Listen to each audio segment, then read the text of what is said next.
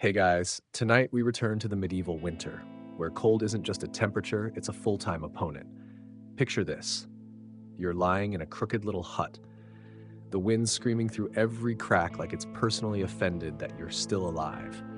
The fire's barely holding on, flickering just enough to remind you that warmth is a thing other people have.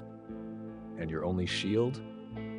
A wool blanket that hasn't been washed since the last plague and now weighs as much as a baby cow. This is the story of Edlin, a 19-year-old girl trying to survive one more frozen morning in a world that doesn't care if she wakes up. And you might not make it out either. So before you get comfortable, take a moment to like the video and subscribe, but only if you genuinely enjoy what I do here. And let me know in the comments where you're tuning in from and what time it is for you. Now dim the lights, maybe turn on a fan for that soft background hum, and let's begin tonight's journey. You wake up to the wind trying to punch its way through the walls.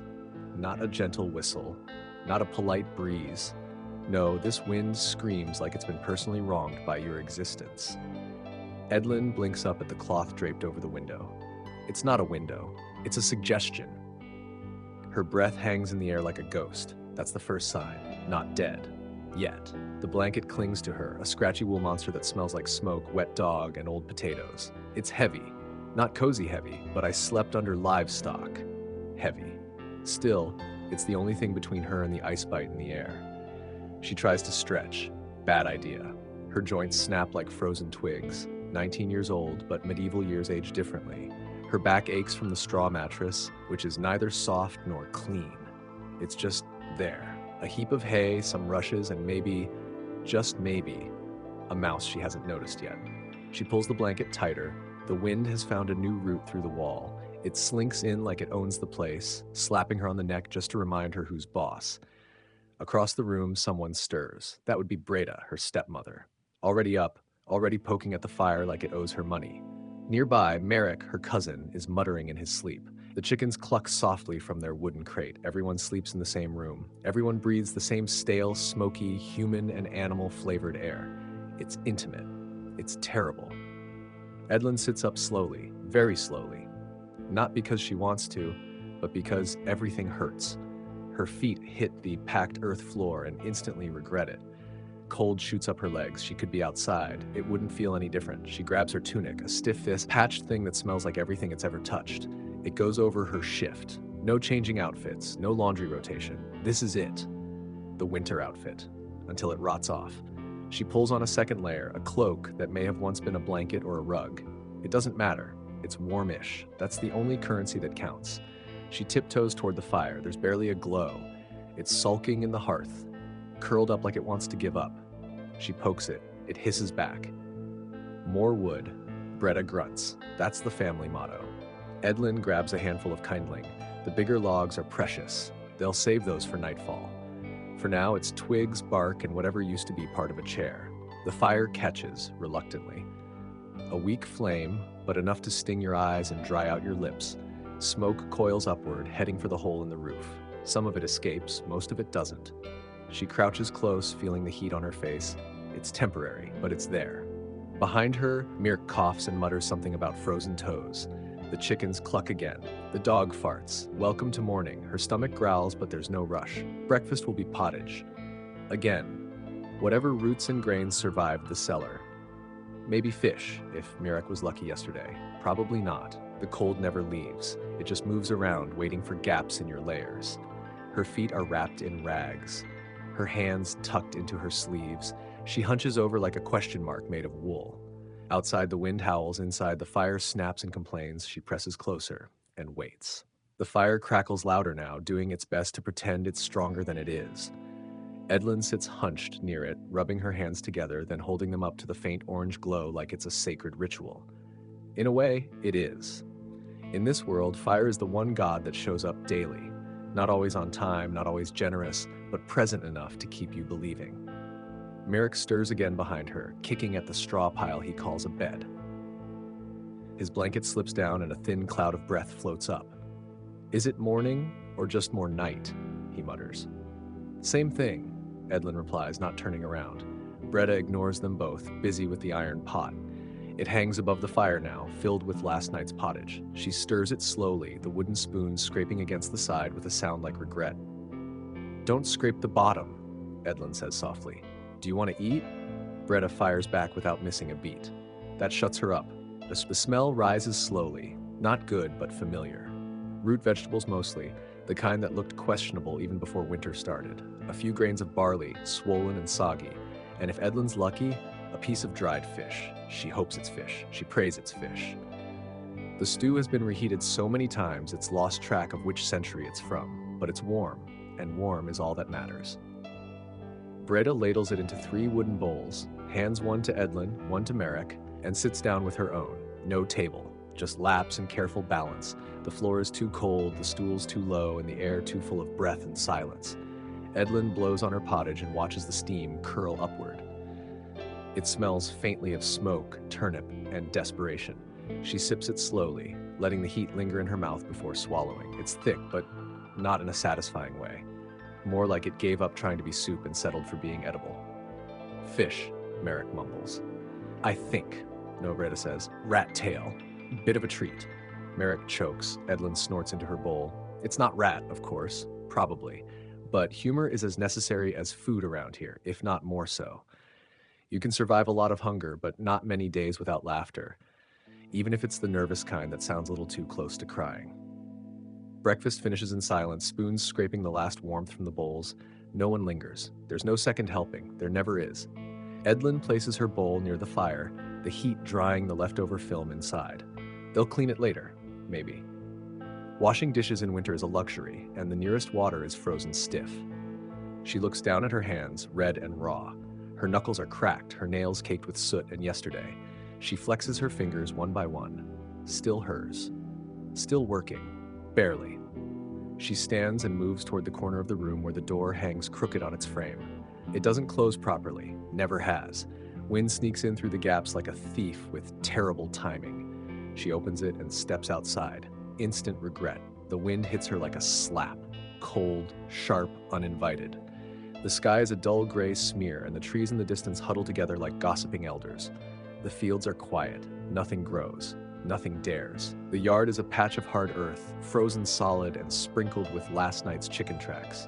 The coop squats near the edge like a sulking cousin. A few thin birds flap around half-heartedly, more fluff than muscle. Edlin wraps her cloak tighter and walks toward the woodpile. It's not really a pile, more of a suggestion. A few sticks, some twigs, and 2 logs that are slightly less wet than the rest. She selects one, tests its weight, and then drags it back toward the house. Every piece of wood is a choice. Burn it now and be warm for an hour. Save it and shiver instead. She adds it to the fire carefully. The flame hisses at the intrusion, then licks it up like it's been starved, which it has. Just like them. The warmth creeps back into the room slowly. Not enough to banish the cold, but enough to fight it. A little. Enough to make you believe it's worth trying again tomorrow. Breda is already busy patching Edlin's cloak again. She sits near the fire, needle in hand, stitching the frayed edge with thread that's more knot than fiber. Her fingers move with the kind of focus that says she's not thinking about the cloak. She's thinking about the next storm, or the dwindling food, or maybe the roof. "We'll need to check the thatch," Breda mutters, as if reading Edlin's mind. "It's holding," Edlin replies, knowing full well it isn't, until the next snow. Outside, the wind groans. Edlin walks to the window, or the space pretending to be one. A piece of oiled cloth hangs over it, stiff with age. She lifts a corner and peeks through. The village is a few huts just like hers, scattered like careless thoughts across the landscape. Smoke rises from 2 of them. Nothing from the others. That means fires went out. That means someone didn't make it through the night. She lowers the cloth. Inside, the fire pops. Merrick is carving something near the door. A bit of wood into what might be a spoon or a charm or just something to do. He doesn't speak. He doesn't need to. They all know what day it is. The day after the storm, the day before the next. There's no schedule in winter, just the long stretch of maybe and the small victories of not freezing. Edlin pulls the blanket tighter around her shoulders and sits near the hearth again. The cold is still here, always is, but so is she, for now. The fire, despite Edlin's careful tending, is already shrinking again. It burns fast, like it's impatient for its own end. She pokes it with a stick, watching the embers glow angry red for a moment before settling into their usual sullen flicker. It's like everything else in this life, burning itself out just to stay alive. She wraps her cloak tighter around her shoulders. The air inside the hut is thick with smoke now. Not enough to blind you, but enough to make your throat sting. Enough to make your clothes smell like you've been hugging a chimney. Constant smoke is just the background music of winter. Merrick coughs from his spot near the door. He's still carving that piece of wood. Now it's starting to look like a crude bird, or a horse, or maybe both. He doesn't say anything, just nods at Edlin like he's acknowledging the unspoken truth between them. The cold isn't going anywhere. Bretta, still at the sewing, snorts. If that's supposed to be a dove, it looks like one that got stepped on. Merrick doesn't look up. It's a goose. Ah, well, in that case, it's very expressive. He grins a little. That's about as warm as it gets in this house. Edlin shifts position, trying to find a spot on the dirt floor that isn't freezing. Impossible. The rushes have flattened under them, no cushion left, and the earth underneath is as unforgiving as ever. Her legs are starting to go numb again. Time to move. She stands and walks toward the chest in the corner. It's old, older than she is, and held together more by habit than craftsmanship. Inside are their precious few possessions: a second cloak with a rip down the back, a comb missing half its teeth, and a pair of mittens that used to belong to Breda's husband. Dead now. 2 winters past. Pneumonia. Or frostbite. Or both. The cold doesn't explain itself. She pulls the mittens out and slips them on. Too big, but warm. She flexes her fingers inside them, grateful for the extra layer. Then she turns to the tiny window again and lifts the cloth. The sky outside is pale and blank. No sun, no snow, just the same dull gray as yesterday. She scans the village. Still no smoke from the Bartons' hut. That's not good. They have a baby. Or had. She lets the cloth fall back into place. "I'll fetch more rushes today," she says quietly. Bretta nods. "If you can find any dry ones." "Better than sitting here, turning into a statue." "You wouldn't make a good statue," Merrick says without looking up. "Why not?" "You fidget too much." Edlin smirks. "Maybe I'd be one of those statues with the weird pose. One leg up, face confused." Art. They fall into silence again. Not awkward, just normal. Talking too much wastes breath, wastes energy. Around here, everything is calculated in warmth and effort. Eventually, Bretta speaks. "Don't go past the ridge. The wolves are hungry." "I know. They came close last night. I heard them. I know.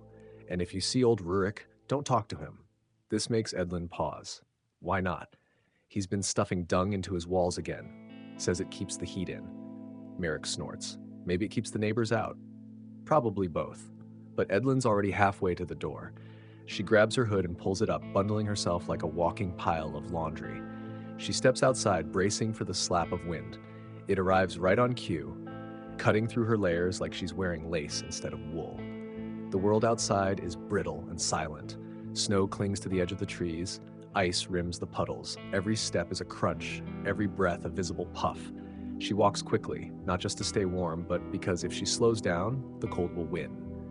She passes the Barton house. Still no smoke. No footprints either. Her stomach sinks. She keeps walking. The edge of the village is just past the last well, which is frozen over now and covered with a piece of slate.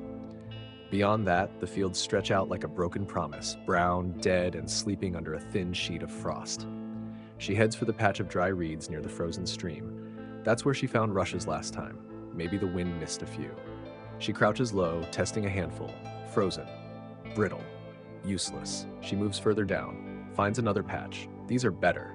Not perfect, but not nothing. She pulls as many as she can carry, binding them with a strip of cloth she kept tucked in her cloak.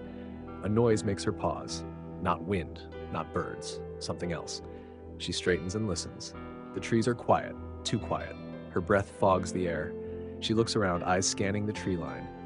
Then it comes again, a soft crunching sound. Snow, maybe. Or pause. She grips the bundle of rushes tighter and starts walking back. Not running. Running is for people who have somewhere warm to collapse. The wind picks up, chasing her down the path. She doesn't look back. Looking back won't change what's behind you. By the time she reaches the hut, her legs are stiff and her hands are trembling. She kicks the door open with her foot and stumbles inside. Bretta looks up. Find any? Enough. Anything else? Edlin doesn't answer right away. She walks to the fire and sets the bundle down, breathing hard. Merrick watches her. You saw something. Maybe. Wolves? She shrugs. Bretta rises slowly, takes the rushes, and begins spreading them on the floor. The door creaks as the wind pushes against it again. Edlin closes it firmly and leans her back against it. Whatever's out there, it didn't follow her.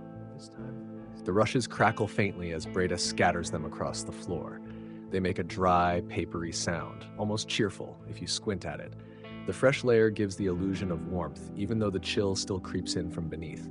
Still, it's something. A small victory. Edlin sits by the fire again, unwrapping her mittens slowly. Her fingers are numb, more wood than flesh. She holds them near the flames, letting the warmth soak in one joint at a time. It stings. Then it tingles. Then she feels them again. Pain is proof you're still alive. Merrick eyes her from across the room. So, he says, voice low. Wolves? I don't know. But something. She nods. Too quiet? She nods again. Bretta doesn't speak. She's listening. Always listening. The fire pops sharply, and all three of them flinch slightly, more instinct than fear. Then they settle again. There's something about cold that makes every sound louder. The creak of wood, the shift of wind, the shuffle of feet on straw. It all becomes sharper, more deliberate, like the world is holding its breath and watching you. Waiting for a mistake. The sun, what little there is, starts to fade. It's not evening yet, but in winter, the light doesn't stay long. The shadows grow teeth, and the air gets heavier. We'll double the firewood tonight, Breda says. We don't have enough, Edlin replies. We'll make it enough. How? Break the stool. Merrick turns. It's the only one we've got. And your backside will survive the night better than your lungs will if we freeze. He opens his mouth to argue. Then he closes it. She's right. She's always right in these moments. Winter doesn't care about furniture. Breda grabs the stool and hands it to Edlin. Outside. Break it on the stone. Edlin hesitates. It's almost dark. Then go quickly. She nods and bundles up again. Hood over her ears, cloak tight, the mittens still faintly warm from earlier. She grabs the stool, opens the door, and steps into the wind. It's changed. Colder now. Not the usual biting cold, but deeper. Like it's pushing, not just blowing. Like it wants in. She doesn't waste time. The chopping stone is just outside, near the edge of the goat pen. She drops the stool onto it and grabs a heavy rock. The stool splinters with a sound that's too loud. She winces and checks the trees. Nothing, but that doesn't mean much. She picks up the broken legs, the rungs, the seat, everything burnable, and hurries back inside. The door groans as she pulls it shut behind her. Merrick's already feeding the hearth. The fire leaps higher, briefly excited by the new meal. The extra warmth is immediate, and the room sighs in response. They sit close, letting it hit their faces. The stool has become heat, and heat is priceless. The room starts to smell like burnt pine and damp wool. Smoke seeps toward the ceiling. The walls absorb the heat reluctantly, as if they resent the effort. Breda pulls her cloak tighter. We sleep in shifts tonight. Merrick groans. Again? We have 2 blankets and a fire that can't last till morning, unless you want to wake up with icicles in your ears. He sighs. Fine. I'll take first watch, Breda says. Then Edlin. Then you. Why me last? You're the heaviest sleeper. Not fair. Not safe. No one argues after that. Dinner is a few crusts of bread from the chest, stale, hard, nearly fossilized. Edlin has to dunk hers into water before she can chew it. The water is lukewarm from sitting near the fire all day. Not pleasant, but not dangerous. That's the best she hopes for. No one talks much during the meal. Conversation wastes breath, and there's nothing new to say. They eat mechanically, like refueling tired animals. No pleasure, just necessity. Afterward, Breda clears the space near the hearth and lays out one of the blankets. You first, she says to Edlin. Edlin doesn't argue. She's exhausted. Cold seeps into your bones, not just from the air, but from living in it too long. Every movement feels like dragging yourself through honey that's been left in the snow. She curls up on the rushes, blanket around her like a cocoon, her back to the fire. The warmth on her spine is almost enough to lull her instantly. Almost, but not quite. She listens to the fire, to Breda's breathing, to the wind, to the silence. There's something about night in a medieval winter that feels less like darkness and more like pressure. It settles over everything, muting, pressing, holding. Somewhere far off, she hears a howl, long, distant, but real. Her eyes snap open. Breda hears it too. She's already on her feet, hand on the poker by the fire. Mirek looks up from where he was dozing. "What was that?" he whispers. "Not wind," Bretta says. They all sit quietly for a moment. Another howl, closer this time. Edlin shivers under the blanket, but not from cold. Mirek swears under his breath. "Don't," Bretta snaps. Another sound. Not a howl this time. A thud, then scratching. At the wall, all three freeze. The wall by the coop, scrape, scrape. A soft, irregular sound. Edlin holds her breath. Then silence. Total silence. The kind that pushes into your ears like it's trying to crawl in. They wait 10 seconds, 20. Then a rustle. Bretta whispers, "Don't move." They stay like that for a long time. Eventually the sounds stop. No howl, no scratching, just the fire spitting quietly into the dark. Breda doesn't put down the poker. Edlin doesn't sleep. Outside, something is still out there, watching, waiting, and winter hasn't even reached its worst yet. The wind returns around midnight. Not a howl now, but a moan, low and steady, like the world itself is groaning from the cold. It slides between the walls like it owns the place, brushing over the rushes, lifting the corners of cloaks, poking through the fire's warmth like a jealous ghost. Edlin is still awake. She never quite fell asleep. Her body aches, and her brain keeps replaying the sound. That scratching at the wall. It wasn't a tree. It wasn't the wind. It was too intentional, too slow. She turns her face toward the fire. Bretta sits by it, unmoving, eyes fixed on the coals. The iron poker is still in her lap, her hand resting on it like a sleeping hawk. Her eyes are open, but they don't blink often. "Your shift," she says softly without looking over. Edlin nods and sits up. The blanket slips off her shoulders with a whisper of fabric and dust. Bretta stands, stiffly, as if she's been carved from wood. She gives Edlin the poker and wraps the blanket around herself like armor. "I didn't hear it again," Edlin says. Breda just gives a quiet grunt, part agreement, part skepticism, and settles onto the straw pile. Her back turns to the fire, her breathing slow and even. She's asleep within minutes. That's her magic. Sleep on command, fear or not. Edlin stays by the fire, watching the embers settle into a dull, pulsing orange. Mirek snores lightly from the far corner, fat curled in his cloak. The hut feels smaller at night, like the dark presses the walls closer.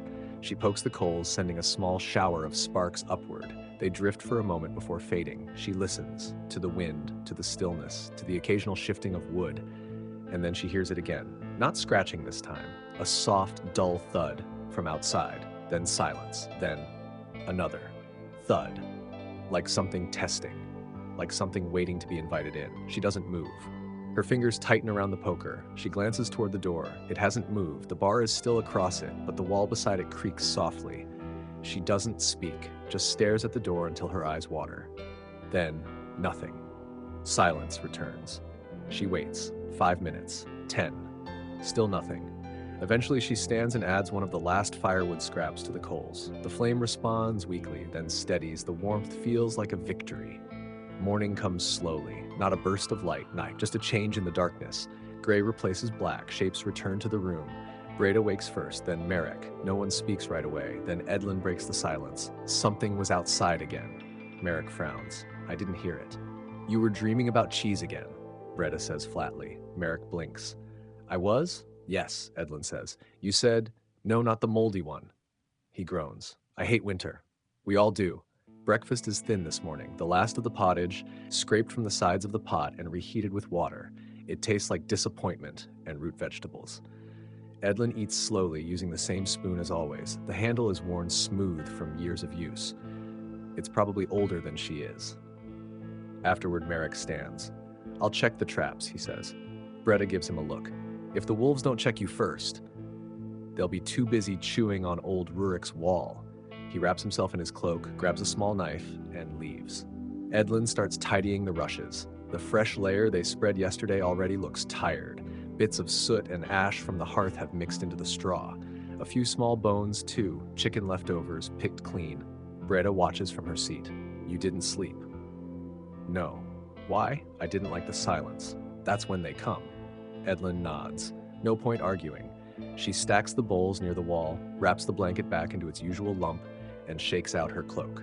The day will be spent like most, staying warm, staying inside, pretending this is normal. But something feels different today. The cold has changed. It's not just biting, it's heavy, like it's sitting on the house. And there's still no smoke from the Bartons' chimney. At midday, the sun peeks out briefly, a pale disk behind thick clouds. It doesn't give warmth, just light. But it's enough to tempt Edlin outside. She steps into the yard, scanning the sky, the woods, the rooftops of nearby huts. Still no movement from the Barton place. She bites her lip. "I'm going," she says. Bretta appears in the doorway. "No, you're not." "They might be." "They're not." Edlin hesitates. "But the baby. If they had firewood, you'd see smoke. Maybe they ran out. Then there's nothing we can do." Edlin looks at the Barton home again. A low, sloping roof. No footprints. No sound. No smoke. Just quiet. Too quiet.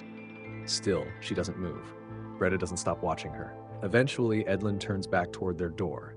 She understands the rules, even if they make her stomach twist. Inside, Merrick has returned. He carries 2 small birds and a look of triumphant exhaustion. "They were frozen stiff in the trap," he says, holding them up. "Anything else?" Bretta asks. "Tracks." "What kind?" "Not deer." They clean the birds together, saving every feather, every scrap. Even the bones will be boiled for broth. The meat goes into the pot, the first real protein in days. The smell alone lifts the mood in the room. Merrick hums as he stirs. Bretta watches the door. Edlin watches the window. Outside, the wind has changed direction. The sun disappears again, and night begins to creep back in, slower than before, but colder. Always colder. By late afternoon, the hut feels like it's breathing with them. Warmth pulsing faintly from the hearth, shadows shifting gently as the fire flickers low. The smell of bird stew clings to the air, richer than anything they've eaten in days. It's not much. 2 scrawny birds stretched with water and a few tired root vegetables, but compared to boiled pottage, it might as well be a feast. Edlin ladles out the stew with care, making sure each bowl gets a fair share of meat. Mirk eyes his hungrily, but doesn't move until everyone has theirs. Even in winter, there's a kind of ritual to sharing. You eat together. You don't rush, you savor. They sit in a loose circle around the hearth. The fire crackles louder now, fed with the last of the stool's remains. Bretta dips her spoon, blows once, and takes a bite. Her face doesn't change, but she exhales with a quiet sort of satisfaction. Not joy, just relief. "This will hold us," she says. "For tonight," Edlin adds. Mirk shrugs. "That's all we ever ask." They eat in relative silence, the occasional slurp, the scrape of wood against bowl, the fire murmuring beneath it all. Outside, the wind has gone still, like it's waiting for something. Edlin glances toward the window. The cloth over it hasn't moved in hours. That should comfort her. It doesn't. Stillness in winter doesn't mean peace. It means pause. It means the next gust is winding up its punch. Bretta finishes first and sets her bowl aside. She stretches her legs with a groan, then stands and walks to the corner where the firewood should be. There are only 3 pieces left. "We'll need more," she says. "I'll go in the morning," Merrick offers. Edlin wipes her mouth. "We should go together." Breda turns to look at them. Her face is unreadable in the firelight. Then she nods. "Before the sun rises." That ends the discussion. Tomorrow is already scheduled. They clean the bowls in silence. Not with water, there's none to spare, but with old cloths and the heat from the hearth. When the bowls are dry enough, Bretta wraps them in a bit of wool and tucks them back in the chest. As the last light fades outside, they begin their nightly routine. Merrick rolls out the thinner of the 2 blankets near the hearth. He'll take first sleep tonight. Bretta lays the other on the straw pile, checking it for damp spots, for mouse holes. She finds one in Grimus's, tying a knot in the cloth to close it. Edlin adds the final log to the fire. It flares brightly, warming the room all at once. The orange glow bounces off the walls, softening the grime and soot, making everything look momentarily golden. They settle into their places. The fire pops again. One last hopeful burst of energy. Then it begins to dim. Sleep comes in layers. Edlin lies awake again, eyes on the ceiling, listening. She can hear Merrick's breathing, Bretta shifting slightly on the straw. The fire crackling like it's whispering secrets too faint to understand, but underneath it all, there's something else. A hum. A low vibration in the air. She sits up. Bretta's already awake, eyes open, staring at the door. "You feel it too," Edlin whispers. Bretta nods slowly. "It's not a sound, not exactly. It's a pressure, like the air is thicker, like the night has leaned in closer to hear what they'll say next." Then, a noise. Outside. Not a howl. Not scratching. Just weight. Moving. Heavy steps. Soft. Measured. Deliberate. Merrick stirs. What is that? Edlin grabs the poker again. Breda stands, pulling her cloak tight. She walks to the window, gently lifts the cloth. She doesn't speak. She just watches. Then finally, don't make a sound. Mirek is fully awake now, sitting up. What do you see? Breda's voice is so quiet they almost don't hear it. Nothing. That's what frightens them most. The wind hasn't returned, the trees don't move. But something is out there. They can all feel it.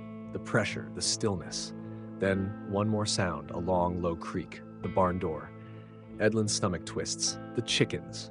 They're not ours anymore, Breda says. The silence returns. They wait. Minutes pass, then finally a howl in the distance. Long, tired, hungry. It fades slowly into the dark. The pressure lifts, the cold floods back in. They don't speak. Breda lowers the window cloth and returns to her place on the straw. Mirek lies back down, eyes wide open. Edlin sits near the fire, not moving. They don't know what it was, but they know what it wasn't. It wasn't the wind, and it wasn't gone. Just farther away. For now. The morning arrives slowly, dragging light behind it like a reluctant promise. The air inside the hut feels thinner, colder. The fire has died to a whisper, barely embers now, like it burned itself out trying to protect them. Edlin is already awake. She hasn't really slept. Her limbs ache from the cold, her head from the silence. She's still sitting in the same position near the hearth, arms wrapped around her knees, cloak pulled up to her chin. Her eyes are dry. Not from tears. There's nothing left for tears, but from staring too long at nothing. Breda wakes next. She stretches with a wince, the sound of stiff joints echoing faintly in the room. She doesn't say anything, just walks straight to the hearth and crouches beside Edlin. They look at the ash together. What was once warmth is now a gray smear. Mirek groans from the corner and rubs his face. That was the worst night yet. No one argues. Breda picks through the ash with the poker, exposing the faintest red glow underneath. She blows gently. The glow flares briefly, then vanishes. That's it, she mutters. We still have the birds, Edlin says softly. One left. They share a look. Breakfast is postponed. There's nothing to reheat and no fire to do it with, even if there were. Instead, they prepare to leave. We'll go now, Breda says, before the sun disappears again. Mirek pulls on his boots, stiff leather, half frozen, and groans. Why does everything hurt? Because you're soft, Breda replies, wrapping herself in her cloak. Edlin stands slowly, her knees cracking like thin ice. She adds a scarf around her neck, more for habit than for warmth. The cold doesn't care how many layers you wear, it finds you anyway. They don't pack food, there's none to take, they don't bring tools, nothing they'd want to risk losing. Just the basket, some rope, and hope. The door creaks loudly when they open it. The world outside is motionless, the sky hangs low and dull, as if someone tried to paint gray but gave up halfway through. The snow is thin but cruel. It covers everything in a deceptive crust that snaps underfoot with a noise that feels louder than it should. Every step is a signal. They move quickly. The trees stand silent at the edge of the path, their branches skeletal, black against the white. No birds, no squirrels, no sound. As they walk, Edlin keeps her eyes moving. Every hollow, every tree trunk, every shadow. She can't shake the feeling that something is watching. Breda leads, head down, moving with the kind of determination that doesn't leave room for fear.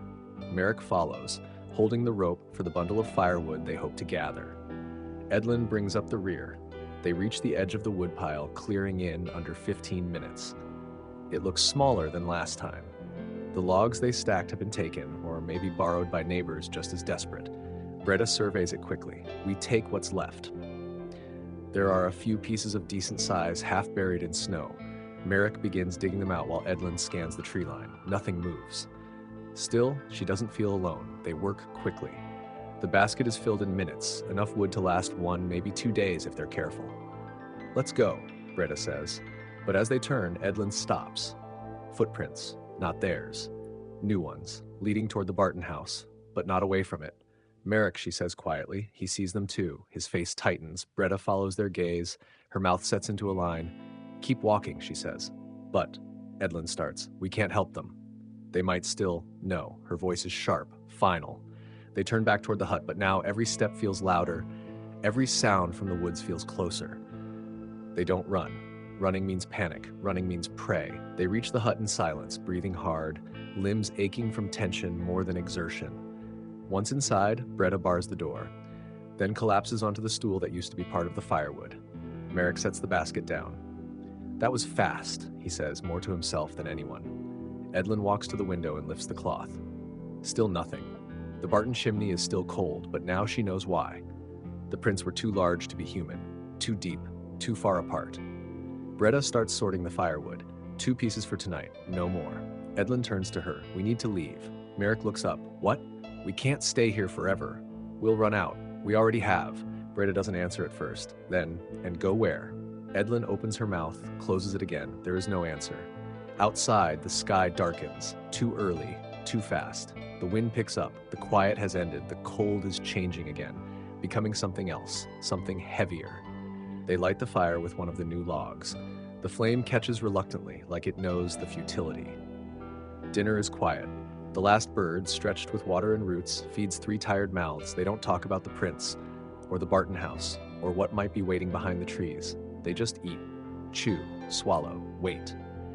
As night falls, the walls feel thinner, and something scratches again. Not loud, not close, just a reminder that it knows where they are. That night, they don't sleep in shifts. They just don't sleep. The fire burns low but steady, casting flickering shadows on the walls. The hut feels even smaller now, like it's shrinking in on them, the smoke pressing down from the thatched roof, the cold sneaking in from every seam in the wood. Edlin sits with her back to the wall, eyes locked on the door. The poker rests across her lap.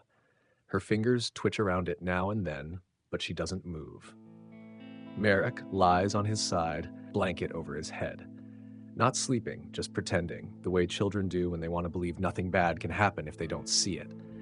Breda sharpens a knife by the hearth. It's a small blade, more for slicing onions than defense, but the motion is comforting, rhythmic, controlled. Outside, the scratching has stopped, which somehow feels worse. The silence is not peace. It's waiting. Hours pass like this. No one speaks.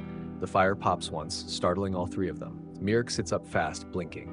Sorry, he mutters, realizing what it was. Breda doesn't say anything, just keeps working the knife.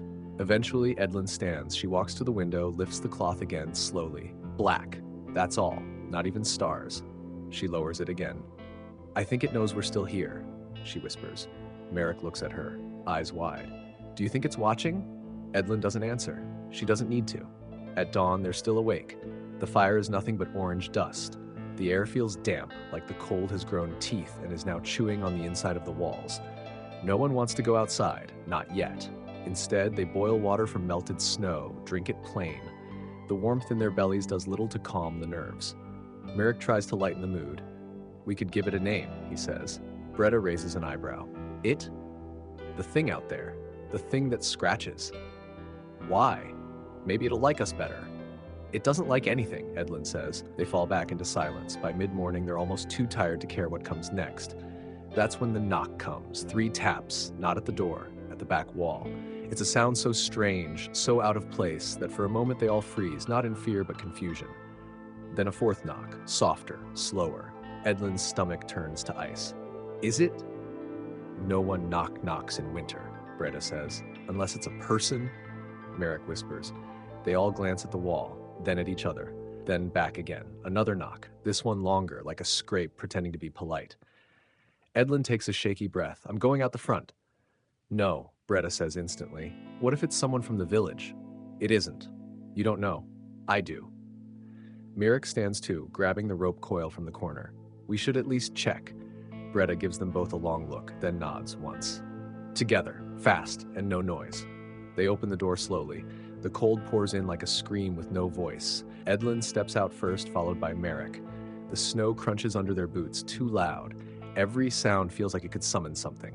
They move around the hut, sticking close to the wall. No tracks, no figures, nothing behind the hut at all, except scratches, deep gouges in the wood, fresh, too high for any animal, too wide for any blade. Edlin touches one. The wood flakes beneath her fingers. Merrick swears softly. We're being hunted. She doesn't argue. They return inside, locking the door behind them. Breda listens to their report with a face like carved stone. It's testing the walls, she says. Merrick drops onto the floor, rope still in hand. So what do? Just wait? Edlin sits beside him. It wants us scared, tired. It's succeeding, he mutters. Breda stirs the pot, even though it's empty. Habit. We need to last one more night. Tomorrow we go. Where? There's an old chapel east of here, stone walls, abandoned, it's safer. That's a long walk. Better than staying. They all agree, they have to. The plan is simple. Rest today, leave before dawn. They sleep in turns. Light naps, always one eye open.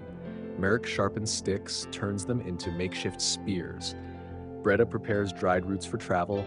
Edlin checks the edges of their cloaks for tears. When the sky begins to darken, they light the fire again, just enough to stay warm. Not enough to be seen. Dinner is water and a slice of old bread each. No one complains. Night comes fast, too fast, and with it, more knocking. This time, not just one wall, all sides, like it's circling, like it's laughing. Edlin doesn't sleep at all. Tomorrow they leave, if they survive tonight. They leave before dawn. No words. No fire, no light, just layers of wool, thin leather boots, a rope-bound bundle of food barely worth the name, and 3 pairs of tired, cold eyes. Edlin is the first to step outside. Her breath clouds instantly, hanging in the air longer than it should, as if the cold wants to keep it as a souvenir. Behind her, Merrick carries the firewood bundle. Breda closes the door gently, then wedges a stone beneath the latch. It won't stop anything. But it feels like manners. The sky is still dark, a smudge of deep blue overhead. Stars blink weakly behind wisps of cloud. There's no wind, no sound. The world feels paused. They move quickly. The path toward the old chapel takes them past the edge of the woods, across a frozen stream and over 2 ridgelines. In summer, it's a pleasant walk. In winter, it's a challenge. In this winter, it's a gamble. Each step is cautious, each glance backward deliberate. The snow is thicker here, powdery on top but ice underneath.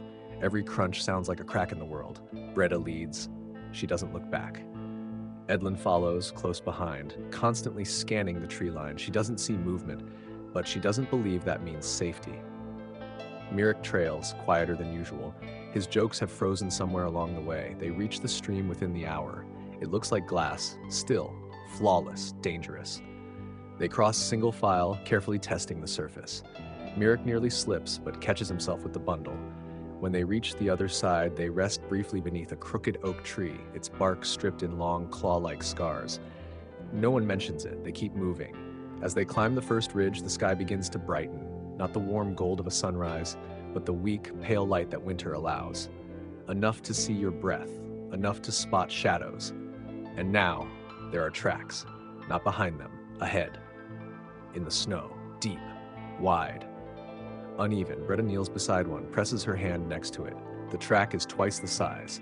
She stands. We don't stop again. Edlin's heart thumps hard enough to hurt. She grips her cloak tighter, pushes forward. Merrick mutters something about bad luck but follows. The second ridge is steeper, the snow looser. They scramble more than climb, boots slipping on rock and frost. The chapel lies beyond it. They can't see it yet, but they believe it's there. They have to. At the crest, they pause. Below them, a small clearing ringed by skeletal trees. In the center, a stone building, squat, broken in places, but still standing. The chapel. Relief hits like warmth. They descend quickly, stumbling toward the structure. As they near it, Edlin takes in the details. A collapsed tower, half a wooden door, a roof patched with ice and desperation. But it's there. Stone. Real. Breda reaches the door first and pushes it open. It groans, then gives way. Inside, the air smells like dust, old wax, and forgotten prayers. But it's dry, still, safe, maybe. They step inside. The walls are thick, mossy in places, cracked in others, but they hold out the wind. The roof slants above them, patched with old beams and snow-stuffed gaps. There's an altar at the front, broken in 2. Empty sconces line the walls. In one corner, a bundle of firewood, old but dry. Someone was here before. Someone left quickly. They don't ask why. They light a small fire in a stone bowl, just enough for heat. Then finally they sit. Merrick drops the bundle. That's the last time I volunteer to carry firewood. No one laughs. Breda starts unpacking food. Edlin sits by the fire, hands outstretched. The warmth feels better here, realer. For a moment, they allow themselves to breathe. We'll stay a few days, Breda says. See what we can salvage. We should check for animals, Merrick adds. And tracks, Edlin finishes. Later, they explore. There's a storage room behind the altar, empty except for moldy straw and a few cracked jars. They find a rusted lantern, a small wooden stool, and a stone basin with ice inside. But most importantly, no footprints, no scratches, no signs of it. That night, they sleep in shifts again, but the chapel feels different. The air still bites, but it doesn't stalk. The stone walls muffle sound. The wind circles outside but doesn't get in. And for the first time in days, Edlin dreams, not of scratching, not of watching, but of warmth, a sunlit field, a stream that flows, bread that's soft. When she wakes, there's snow against the windows, but nothing else, no howling, no tapping, just silence. And for once, it feels like rest. The second morning in the chapel arrives like a hesitant visitor, pale, quiet, unsure of its welcome. The first thing Edlin notices when she opens her eyes is the ceiling. Not straw, not smoke-stained rafters, stone, real, old, patient stone. The fire from the night before has mostly died, but a few orange coals still hum in the belly of the stone bowl. She shifts slowly, trying not to wake Merrick, who is snoring into his elbow with all the grace of a dying bellows. Breda is already awake, of course she is, sitting near the fire, legs crossed, sharpening the small kitchen knife again, not because it needs it, because her hands don't know how to be idle. "Did you sleep?" Edlin whispers, rubbing her eyes. "Enough." That probably means an hour, maybe less. Edlin rises stiffly and crosses the chapel floor. Her boots click softly against the stone, a sound she's still not used to. After weeks of walking on dirt and straw, the solidity underfoot feels strange, like she's intruding somewhere sacred. She stops at the narrow slit of a window and gently lifts the cloth they pinned over it last night. Outside, the world is white again. A fresh dusting of snow lies undisturbed across the chapel yard, smooth as icing on a funeral cake. The trees beyond the clearing are still, not swaying, not groaning, just standing. But Edlin stares at them for a long moment, trying to decide if stillness is a blessing or a warning. She lets the cloth fall back into place. Breda doesn't look up. Anything? Nothing I can name. Sometimes that's worse. Edlin doesn't argue. They eat what's left of the bread, dipped in hot water. It's soft enough to chew, barely. Mirek wakes halfway through breakfast and nearly bites into his spoon before realizing he missed the meal. "Is there more?" he mumbles, bleary. Edlin hands him the last bit. "Try chewing with your eyes open." After breakfast, they get to work. There's more of the chapel to explore, and time, while better spent here than the village, is still not their friend. Behind the main chamber, there's a narrow stairwell leading down. Half the steps have crumbled and the rest are slick with frost. But Breda insists on going first. She tests each foothold like she's probing for traps. Edlin follows her, then Merrick, who complains softly about the smell, musty and sharp like old fabric soaked in secrets. At the bottom is a crypt, or something close to it. Stone walls lined with nooks that once held urns, maybe bones, now just darkness. In the corner beneath a collapsed arch, they find a broken bench, a rusted lantern, and, miracle of miracles, a crate with half a dozen salted fish. Merrick drops to his knees. "You've got to be kidding me." Breda inspects one. "Still good." "They smell like a wet boot." "So do you." They haul the fish upstairs and hang them near the fire to dry a little. The scent fills the chapel quickly, sharp, oily, deeply unpleasant, and yet somehow comforting. It smells like calories, like time, like a future. Mirk sets to work pulling apart the broken bench for firewood. Edlin patches a tear in one of their blankets using twine and a bone needle she found wedged into the chapel wall. Later, when the snow outside thickens and the light begins to fade, they eat. Salted fish, flat bread scraped together from the last bits of meal, hot water steeped with pine needles, bitter but vaguely medicinal. It's the best meal they've had in a month. Merrick even hums. "We should stay here," he says, mouth half full. "Make it our winter kingdom." "I thought you were the high priest of hot fish," Edlin teases. "I can multitask." Breda doesn't smile, but she eats her fish without complaint. That's as close to joy as she gets. After dinner, they build up the fire and roll out the blankets. No one says it, but they all feel it. This place is better, warmer, safer. Maybe not forever, but for now. Sleep comes quickly for Merrick. Less so for Edlin, who lies curled under her cloak, watching the fire dim.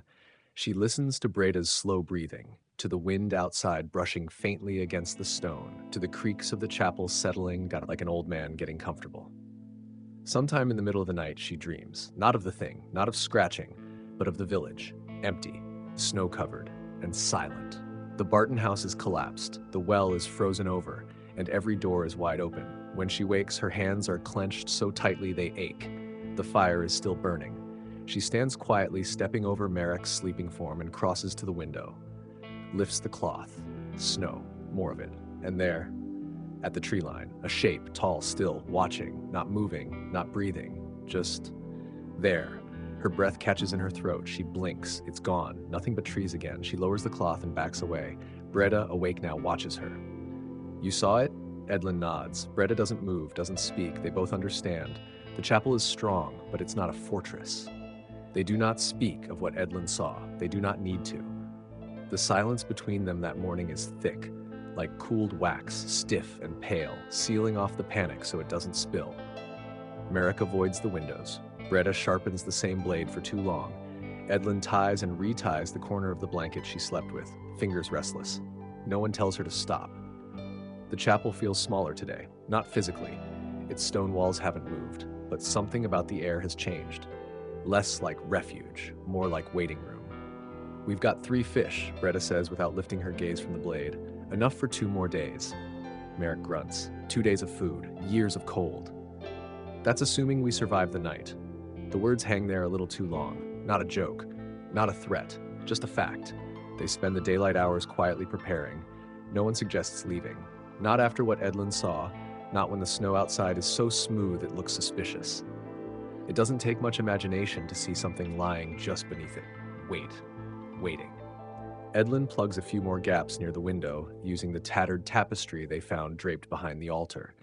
It smells of mildew and incense, but it's thick, and thickness is safety now. Merrick unrolls some twine from his pouch, knots it to a bent strip of metal he found in the crypt, and runs it along the inside of the door. A crude trap. If someone pushes the door open, the metal will drag across stone and make a noise, loud enough to wake the dead, or at least Merrick. There, he says, stepping back and admiring it like a painter. Our castle is secure. It's not a castle, Breda says, still seated with her blade. It's a very short chapel. It's a very temporary chapel. He stops smiling after that. As the afternoon dies, they light the fire early, not because it's cold, though it is, but because they don't want to fumble with tinder in the dark.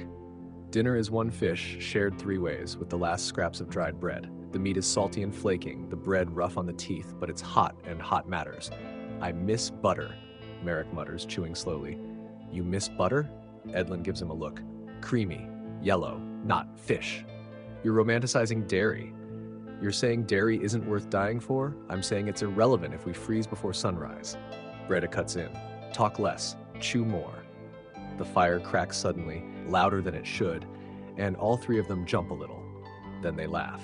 Nervous, but real. Sorry, the fire seems to say, just stretching. After the meal, they arrange the blankets and bedding tighter, not for warmth. Well, not just for warmth, but for defense. It's easier to protect a circle than 3 points on a line. Breda takes the spot closest to the door, her back against the wall, knife within reach. Edlin lies nearest the fire, hands folded across her chest, staring into the glow. Merrick props himself between the remains of a pew and a stack of cloth-covered crates. He insists it's strategic positioning. Really, it's because the crates are padded. They don't expect sleep. But sleep has a way of sneaking up on the exhausted. For a while, all is quiet. The fire dims, the shadows grow longer, the chapel groans in its joints, shifting as if dreaming. Then, a noise. Not inside, but close. A thud. Not sharp like a knock. Heavy, soft, like something large stepped where it shouldn't. Edlin's eyes fly open. Breda's already alert, one hand resting on the blade. Merrick mutters in his sleep, another thud. Closer, dragging, not quickly, slowly, like it wants to be heard. They don't move, then a pause. Silence, followed by a long, deliberate scratch. Not at the door, along the wall, lower down, stone against claw, scrape another, slightly higher. It's not frantic, it's not wild, it's purposeful. A test. Edlin's fingers twitch toward the fire poker, but she doesn't lift it. She's not even sure what she would do with it if she did. The scratching stops, the fire hisses softly, no wind, no voice, no bell, just waiting.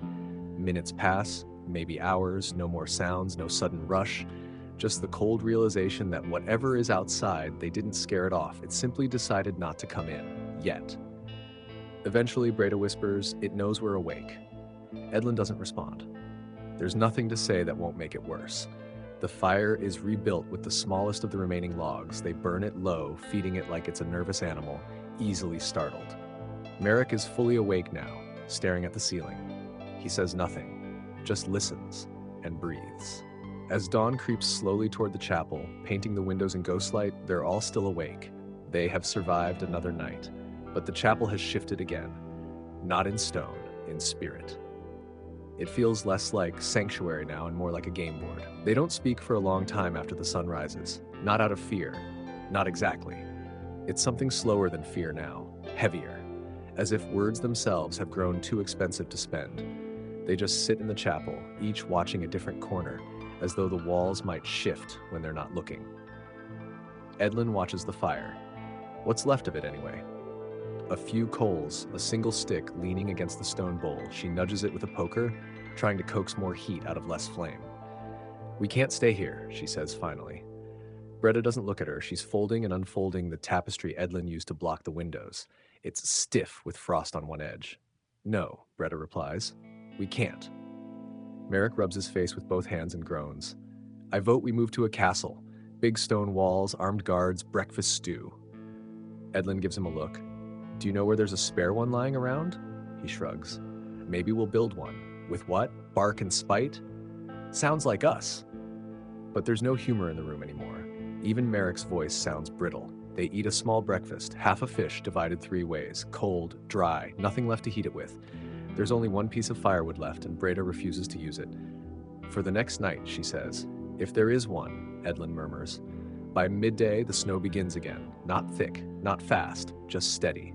Like ash falling from a sky that's forgotten fire. They gather what they can. Merrick strips old cloth from the chapel walls. Edlin repacks the blankets, tying them tighter. Breda cuts the last remaining bread into even thinner slices. But they're not preparing to stay. They're preparing to go. They don't say it, but they know. The scratching wasn't random. The circling wasn't curiosity. It was progress. Something outside has been learning them, testing them. And now, it's time to move again. "We leave tomorrow," Breda says, "before the snow stacks." Edlin nods, but her stomach clenches. "Back to the village?"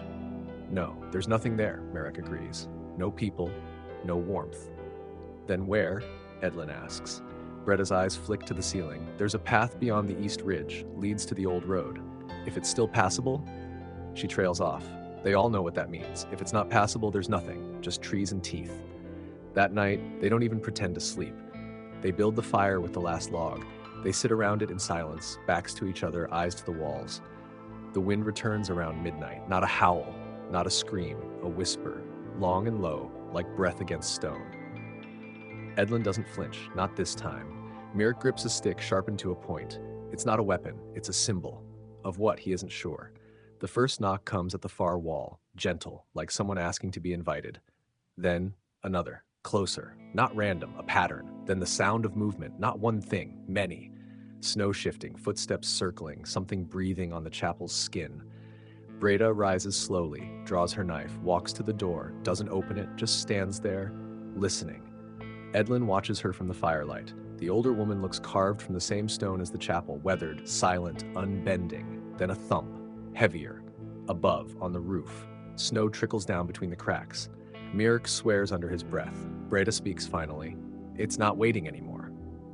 No one responds. What would they say? That it was nice while it lasted? That maybe the chapel bought them a few more days? The scratching returns, but not at the door. This time, at the windows. All of them. At once.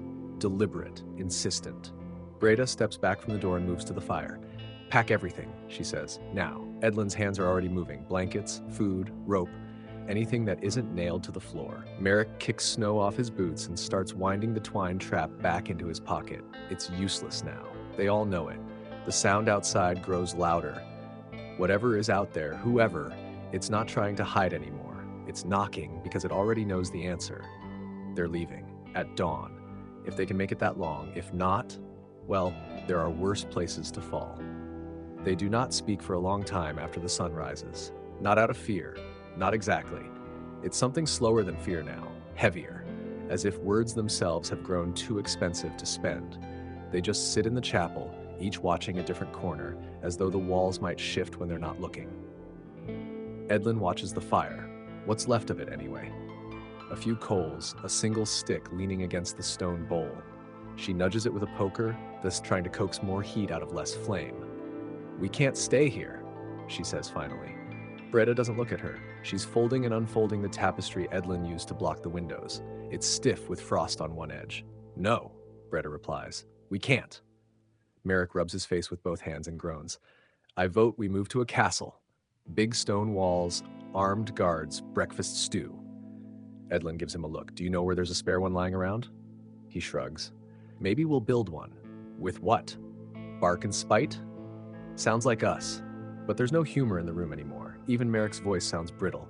They eat a small breakfast, half a fish divided 3 ways. Cold, dry, nothing left to heat it with. There's only one piece of firewood left, and Breda refuses to use it. For the next night, she says. If there is one, Edlin murmurs. By midday, the snow begins again. Not thick, not fast, just steady. Like ash falling from a sky that's forgotten fire. They gather what they can. Merrick strips old cloth from the chapel walls. Edlin repacks the blankets, tying them tighter. Breda cuts the last remaining bread into even thinner slices. But they're not preparing to stay. They're preparing to go. They don't say it, but they know. The scratching wasn't random. The circling wasn't curiosity. It was progress. Something outside has been learning them, testing them, and now it's time to move again. We leave tomorrow, Breda says, before the snow stacks. Edlin nods, but her stomach clenches. Back to the village? No, there's nothing there, Merrick agrees. No people, no warmth. Then where? Edlin asks. Breda's eyes flick to the ceiling. There's a path beyond the east ridge, leads to the old road. If it's still passable... She trails off. They all know what that means. If it's not passable, there's nothing, just trees and teeth. That night, they don't even pretend to sleep. They build the fire with the last log. They sit around it in silence, backs to each other, eyes to the walls. The wind returns around midnight. Not a howl, not a scream. A whisper, long and low, like breath against stone. Edlin doesn't flinch, not this time. Merrick grips a stick sharpened to a point. It's not a weapon, it's a symbol. Of what? He isn't sure. The first knock comes at the far wall, gentle, like someone asking to be invited. Then another, closer, not random, a pattern. Then the sound of movement. Not one thing, many. Snow shifting, footsteps circling, something breathing on the chapel's skin. Breda rises slowly, draws her knife, walks to the door, doesn't open it, just stands there, listening. Edlin watches her from the firelight. The older woman looks carved from the same stone as the chapel, weathered, silent, unbending. Then a thump, heavier, above, on the roof. Snow trickles down between the cracks. Merrick swears under his breath. Breda speaks, finally. It's not waiting anymore. No one responds. What would they say? That it was nice while it lasted? That maybe the chapel bought them a few more days? The scratching returns, but not at the door. This time, at the windows, all of them, at once, deliberate, insistent. Breda steps back from the door and moves to the fire. Pack everything, she says. Now. Edlin's hands are already moving. Blankets, food, rope, anything that isn't nailed to the floor. Merrick kicks snow off his boots and starts winding the twine trap back into his pocket. It's useless now. They all know it. The sound outside grows louder. Whatever is out there, whoever, it's not trying to hide anymore. It's knocking because it already knows the answer. They're leaving. At dawn. If they can make it that long. If not, well, there are worse places to fall. They don't light the stove until well after nightfall. Not out of strategy, really. Just hesitation. Maybe superstition. Maybe fear that a flame now might act like a beacon. One more signal in the dark that something inside is still warm, still alive, still worth chasing. But eventually, the cold presses too hard against their ribs, and the darkness begins to feel like a second skin. So they gather what wood remains. Splinters of a broken bench, the leg of a rotting stool, a drawer pulled from the wall, and feed it into the iron mouth of the stove. The stove groans like an animal that hasn't eaten in years.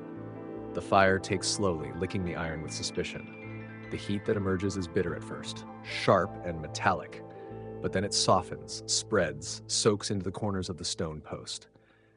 The walls, thick as coffins, trap the warmth and begin to hum faintly. Edlin is the first to settle beside it, hands open, fingers stretched toward the flicker. Her cheeks are cracked from the wind. Her lips look like they've forgotten what moisture feels like.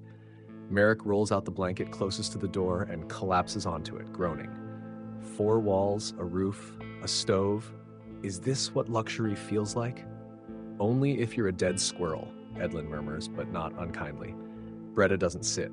She stands near the door, testing the lock again. Then, quietly, She begins winding a piece of rope around the inner handle, tying a knot so practiced it barely takes effort. "What's that for?" Merrick asks. "If it comes again," she says simply, "I want to hear it struggle." That's the only time they mention it tonight. The scratching, the figure, the circling in the snow. They don't need to say it aloud. It's already part of the architecture now, an invisible line drawn across every glance, every sound. Dinner is the last fish, torn into 3 equal parts. Cold, sharp with salt. A texture somewhere between bark and apology. No one complains. No one pretends to enjoy it. They just eat because it's what must be done.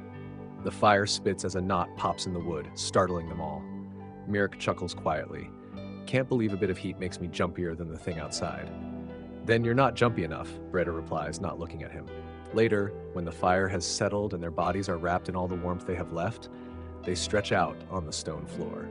The heat from the stove keeps the air just tolerable, no longer biting, but still far from kind. Edlin lies awake, not because of the cold, not entirely. Her ears are tuned now, sharpened by nights in the chapel, nights in the hut before that. She listens to the fire, to Merrick's breathing, to the way the stone beneath her occasionally creaks as if settling its ancient weight. But then, a shift, not inside, outside, snow, not falling, moving. She sits up slowly. Across the room, Breda is already awake, crouched by the window. Their eyes meet. No words are exchanged. Breda lifts the cloth covering the window, looks, freezes. Then, very carefully, lowers the cloth again. "What did you see?" Edlin whispers. "A figure," Breda says. "Far, still." Edlin's breath tightens in her throat. "Same one, or another?" Merrick stirs. "What's going on?" "Shh!" The 3 of them sit now, backs against the wall, facing the door. The fire snaps again. Outside, nothing. But not nothing. Silence, pressed too tightly, too deliberately. Then, faint movement, snow crunching, a pattern, a pacing, back and forth, like something rehearsing a way in. Edlin grips the poker beside the stove. Merrick holds the sharp stick he's kept since the chapel. Breda's blade is already out. Minutes pass. Maybe hours. No knock, no scratch, just presence and patience. Eventually, the sound fades. Nothing walks away. It just stops, as if it melted back into the trees. But the air doesn't relax. It holds its breath. Mirek finally breaks the silence. Maybe it's not trying to get in. Edlin looks at him. Then what is it doing? Maybe it just wants to be sure we remember. The morning is brittle. The kind of cold that doesn't invite you to move, it dares you. Even the wind sounds sharper now, as if the air itself has grown claws. Snow glitters along the edges of the old road, not from sunlight, but frost blooming over frost, layering into something that feels more like bone than weather. They break camp quietly. There's nothing left to eat. The last fish was gone the night before. The fire has died. The stove is cold again. Everything warm now lives in memory. Edlin wraps her scarf tighter and ties the extra cloth around her boots. Her fingers are stiff, clumsy with the cold, but she doesn't ask for help. No one does. Breda checks the door, then the window, then the rope she tied to the inside handle. Nothing's been disturbed, but that means little. Merrick stares out through a crack in the wall. "Do we even know where this next village is?" "Yes," Breda says. "How far?" "Far enough that you should save your breath." That ends the conversation. They step outside. The road waits, quiet, cracked, lined with skeletal trees. Nothing moves, but Edlin keeps glancing over her shoulder. Not because she thinks it will be there, but because she knows it already is. The figure, the thing, the shape that never runs, never hides, never stops. It doesn't need to chase. It simply follows. Always. They walk. The road narrows as it curls along a frozen ravine. Trees lean in from both sides, their branches clawing at the sky. Occasionally they see old signs, broken markers, half buried in snow, arrows pointing in directions no one remembers. Mirek mutters as he trudges, "This path's got all the charm of a graveyard." "It is one," Breda replies. They reach the fork by midday. Just ahead, the old bridge, a skeletal structure of wood and rope stretched across a frozen riverbed. It sags in the middle like it's tired of pretending to hold anyone's weight. Edlin stares.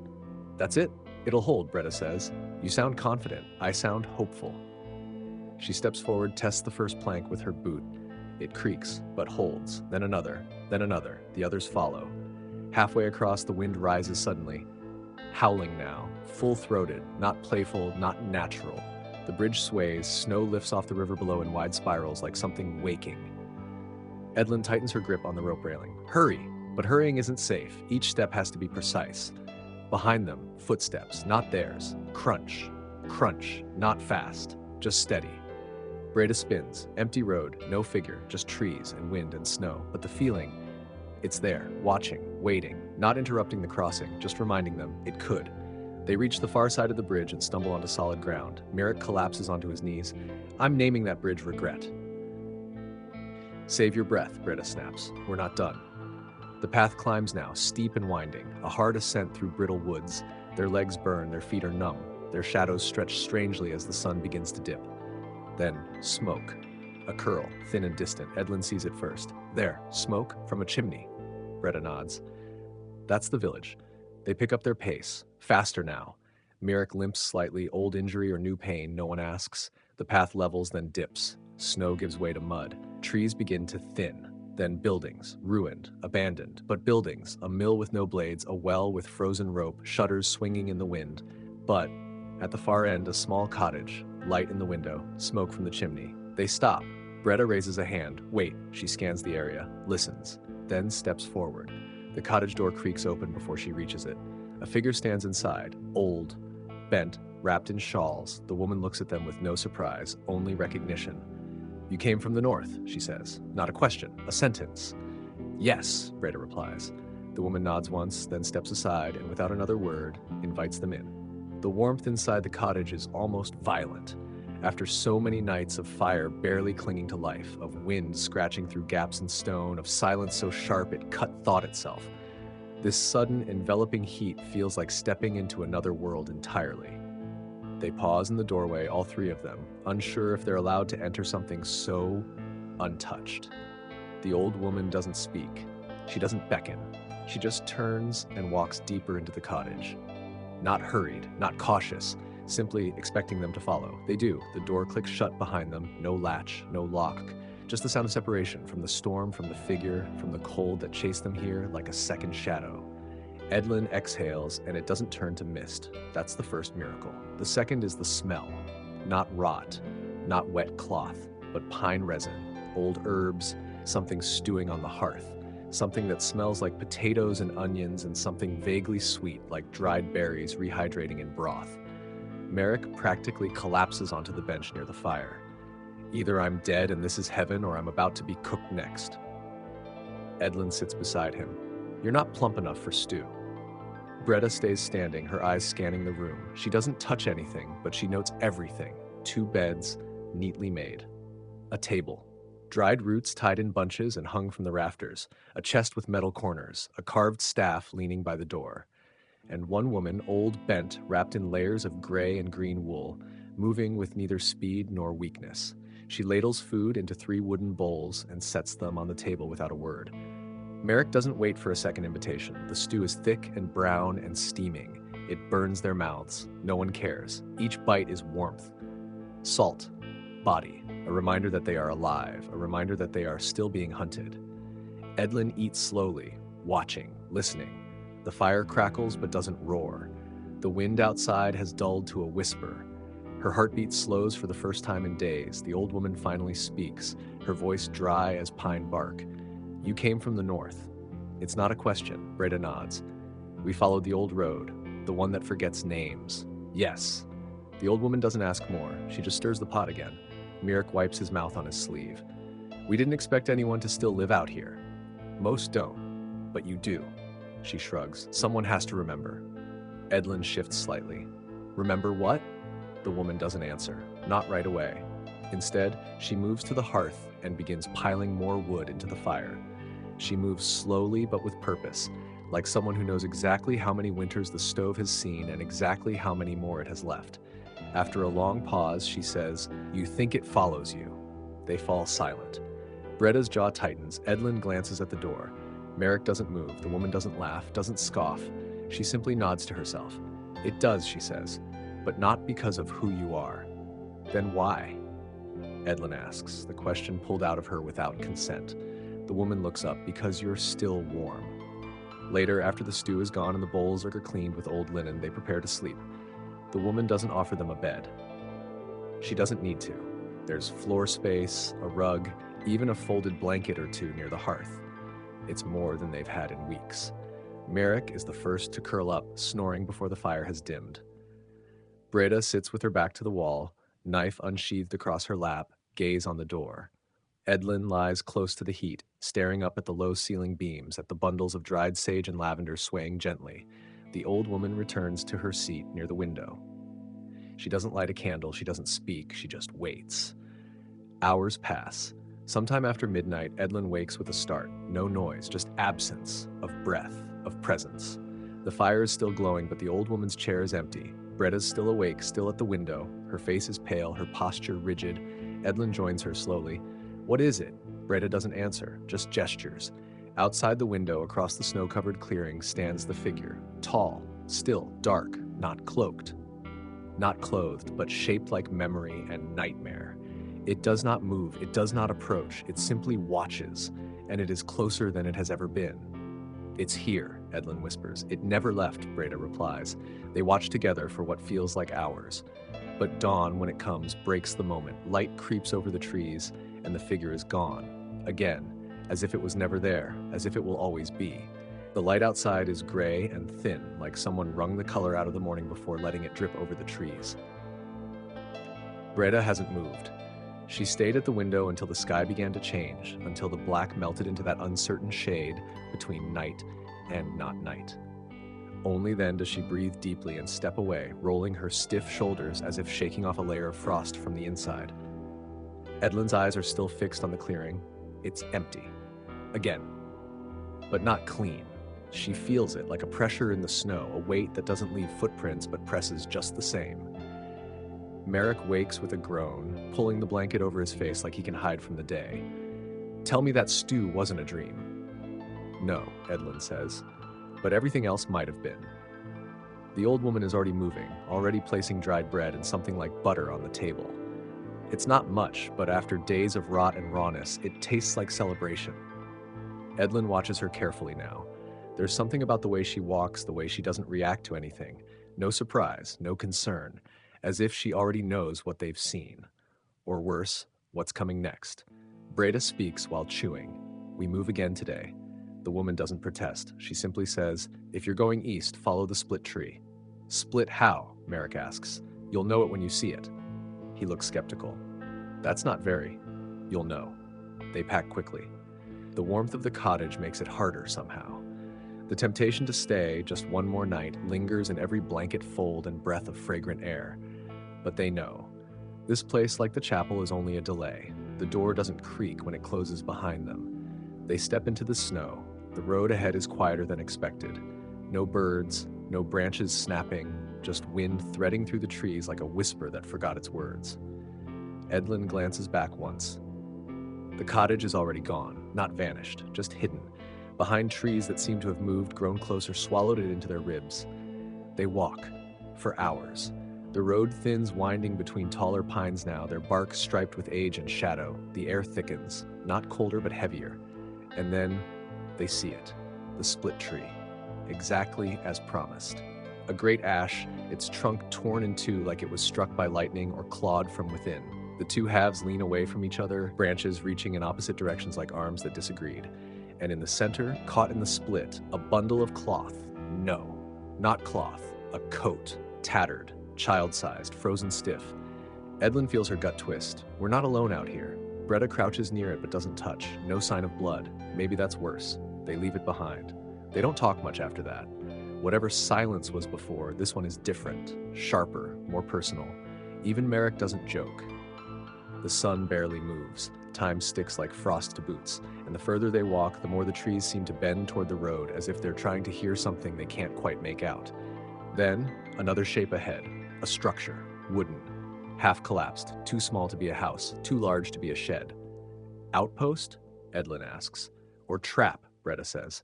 They approach cautiously. It's an old watch shelter, one room, no door, open to the wind on one side. Inside, bones, long picked clean. Human, animal, hard to tell anymore, but there's something scratched into the far wall. Not words, just marks. Claw-shaped, 7 of them, deep, and above them burned into the beam. "It comes when you rest."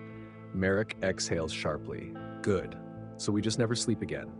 Bretta doesn't respond, but she does pick up the sharpest bone she can find, pockets it. Then they keep walking, because resting now isn't just dangerous, it's permission. They walk until the rhythm of their steps becomes a language of its own. No one speaks, no one jokes. Even Merrick has gone quiet, lips drawn into a thin, wind-chapped line. Every so often, someone glances behind them, but not openly, just small, nervous looks over the shoulder, quick like guilty thoughts. Because the fear now is not that it will be behind them. The fear is that one day, it won't. The trees press in close. The snow deepens in places unexpectedly, sucking at their boots like it wants them to sink and disappear.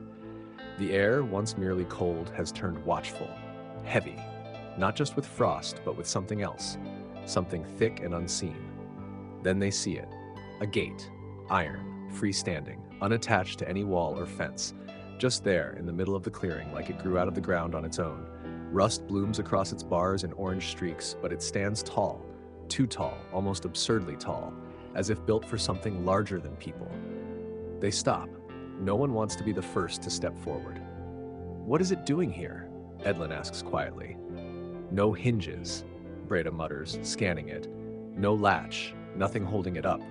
There's nothing on the other side," Merrick says. "It's just more forest." Edlin moves closer, cautiously, as though the gate might wake if she breathes too hard near it. At the top of the gate, in jagged letters carved deep into the rusted iron, is a message: "If you pass, do not look back." She reads it aloud. Her voice sounds small in the clearing. Merrick clicks his tongue. "That's not foreboding at all." "It's not a warning," Breda says. "It's a rule." They stand there for a while, unsure what's worse, going forward or staying exactly where they are. Eventually, Breda steps through first. The moment she crosses the gate, she inhales sharply. The air changes. Edlin follows, feels it too, like walking through a sheet of cold glass. Not painful, just wrong. Then Merrick. He pauses under the arch, looks back. Edlin grabs his arm. "Don't. I didn't even do anything yet. You were about to." And with that, they keep walking. The trees on the other side lean away from the path. Their trunks curve unnaturally, like they're recoiling from something on the road. Branches twist skyward like claws mid-scream. No birds, no sounds. Even the wind has stopped pretending it's natural. For a while, they walk without a vent. Then the road changes again. Not physically. It looks the same, snow-covered, cracked beneath the frost, lined by rows of leaning trees. But something feels closer now, like the space behind them is swelling, like the silence is too aware. And then they see it. Footprints. Small, bare, human, fresh, leading off the path to the left into the trees. They stop, all three of them. The tracks are delicate, but not hurried. No signs of a stumble or a chase, just soft indentations, straight and sure. "Someone's out here," Edlin whispers. "Or something wants us to think so," Merrick replies. "Could be a child," she says, voice breaking slightly. Breda crouches near the trail. Her face is unreadable. Then she stands. "We don't follow." Edlin snaps toward her. "What if they need help?" "No one barefoot survives out here," Breda says, "and nothing leaves tracks that neat unless it wants to be found." The silence that follows is thick with something worse than snow. Guilt. But they move on. Because Breda is right, and because the alternative is a trap dressed in sorrow. Still, for miles after, Edlin keeps looking into the trees, keeps hoping to see the shape of someone real. The day begins to die. Not with sunset, just with the dimming of the world. The light bleeds out like someone punched a hole in the sky and let the color drain through, and then they hear it. A hum. Low.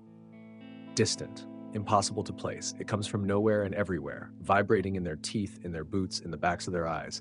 Breda stops, hand raised. They freeze. The hum doesn't fade, it grows, not in volume but in certainty, like it's becoming more real the longer they listen. Then, light, just ahead, a flicker. Warm. A lantern. No, a glow shaped like one, floating, unheld, moving slowly across the path like it's being carried by invisible hands. Edlin breathes. "Do we follow it?" "No," Breda says. But the light is beautiful. It drifts gently, casting soft shadows across the snow. It's the kind of light that suggests warmth, safety, home. Then it pauses, just for a moment, as if noticing them, then turns and glides into the woods. Gone. The hum stops, instantly, like a held breath finally exhaled. They stand in a silence deeper than before, because now they understand. Something is learning how to mimic kindness. And worse, it's getting better at it. They don't speak of the light again, not because they've forgotten it, but because it remembered them. Even now, as they walk beneath trees that groan with frost, Edlin keeps glancing toward the edge of the forest, half expecting that soft orange flicker to appear again, gentle, inviting, and utterly wrong. They walk until the trees shift, subtly at first, taller, straighter, less like they're watching, more like they're waiting. The snow thins in patches, revealing soil the color of iron. The road turns from broken stone to packed earth as if the world is regressing beneath their feet. Then ahead, something new. Buildings, not ruins, real ones. Wooden, low, spaced out across a slight valley, a village, or what used to be one.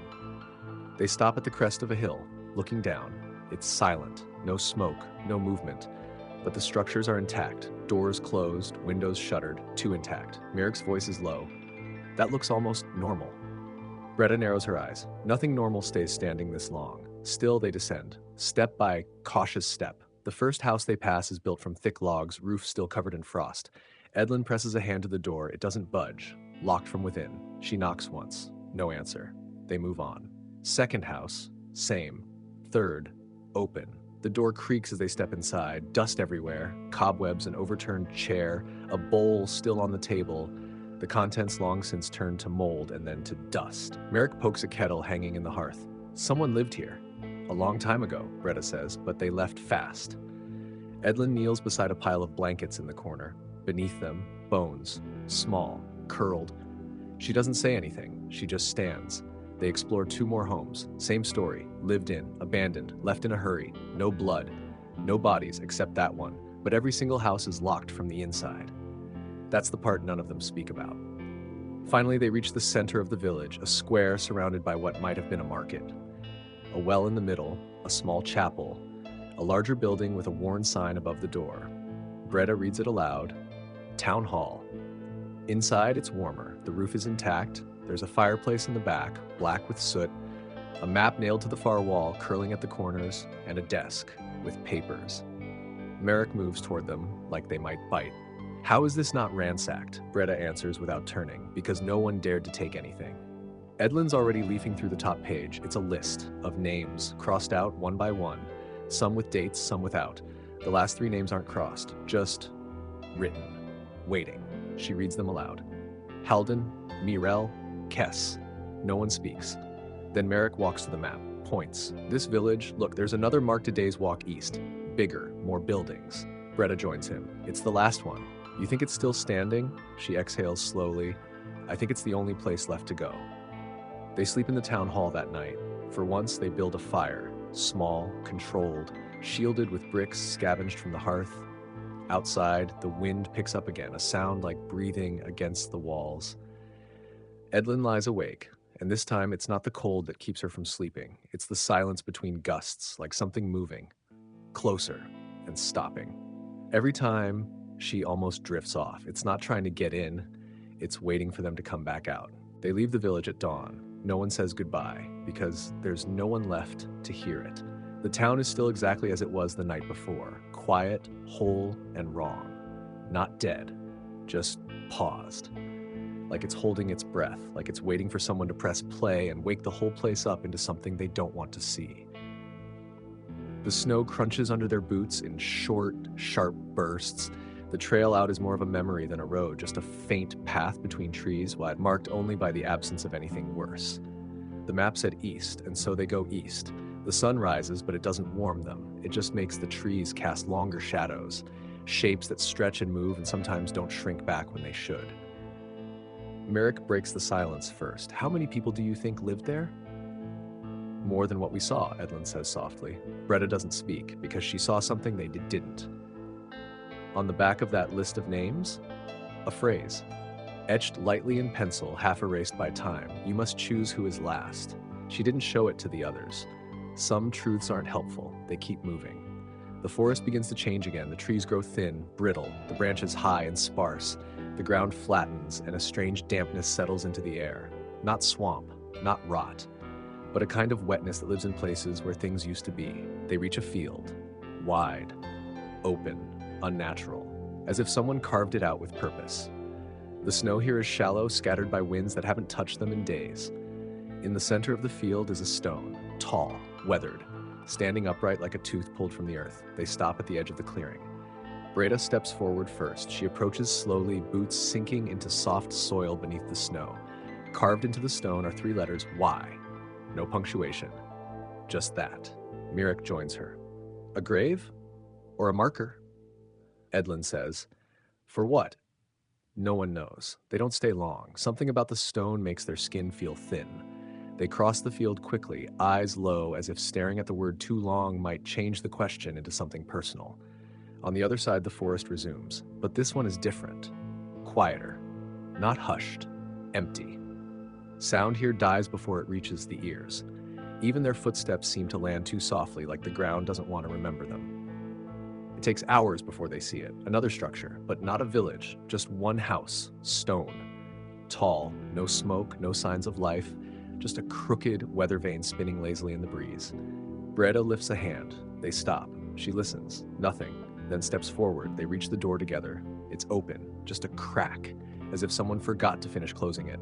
Inside, the air is stale, dust everywhere. A chair tipped over, books rotted on a shelf, a kettle rusted to the hearth. But in the center of the room, a circle.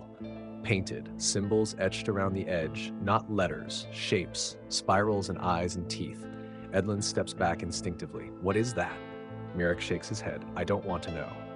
Breda crouches beside it. It's not fresh, it's old, but not decayed, preserved, as if the room had died around it, but the paint refused. There's something inside the circle, a box, small, wooden, sealed with wax. Breda reaches for it. Edlin grabs her wrist. Are you sure? No. She opens it anyway. Inside, a folded piece of parchment, unmarked, until Breda lifts it. Then words bloom across the surface in black ink like water soaking into paper from beneath. It says, you cannot be followed if you are not together.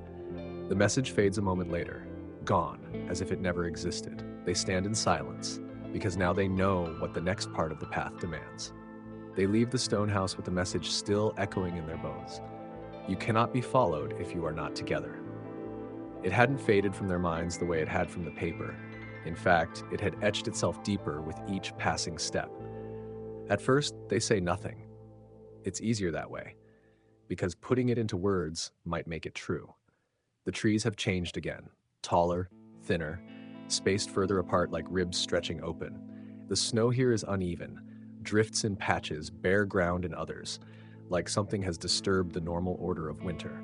Then the path splits, a fork. One road curves left, dropping into a shallow ravine shrouded in pine shadow. The other climbs right, winding up toward higher ground where the sun, pale and flickering, barely touches the frost-covered rocks.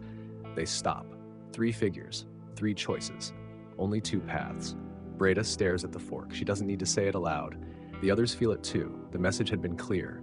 Splitting up is the only way to stop it, or at least to confuse it, or at least to buy more time. But clarity doesn't make it easier. Mirek runs a hand through his hair. What if it's lying? The paper, I mean. Edlin's voice is low. Lying how? I don't know. Maybe it wants us separated. Breda still hasn't spoken. She's listening. To the wind, to the trees. To the silence inside herself that usually says when something's about to go very, very wrong. Then finally she says, we split, but we don't go far. Not yet. Just enough to test it. Mirek nods. Scout tactics. No, she says. Survival tactics. She points to the higher path. Edlin, you take the ridge. Stay in view for as long as you can. Keep elevation. Edlin hesitates. Why me? You're fast, quiet. You don't complain when you're scared. I'm not scared.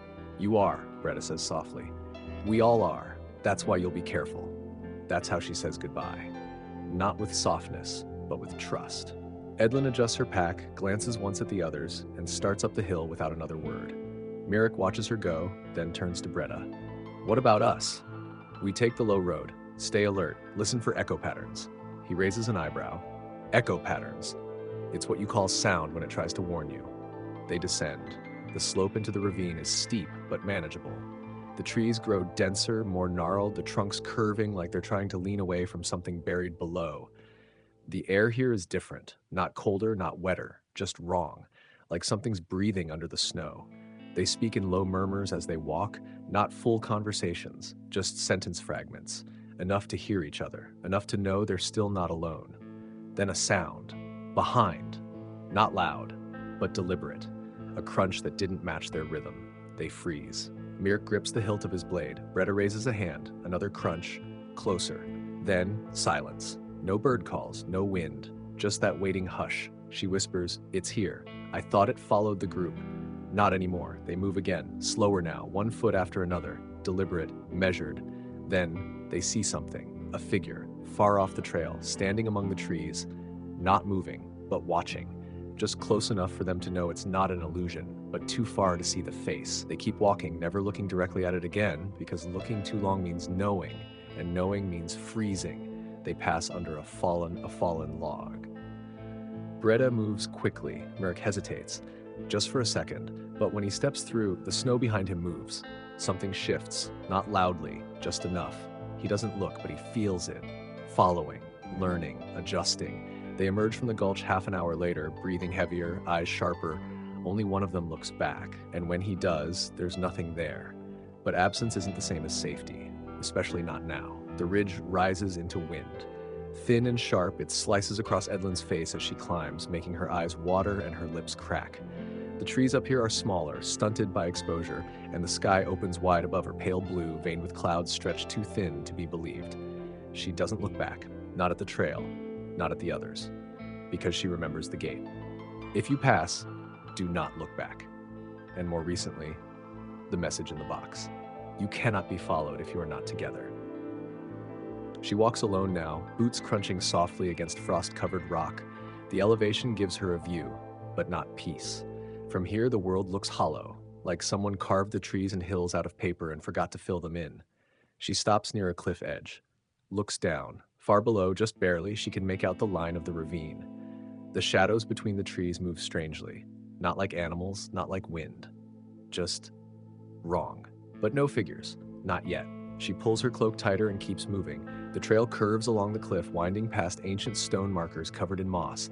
She doesn't stop to read them. Some are broken, others toppled. The path narrows between two massive stones, like the gate before, but natural this time.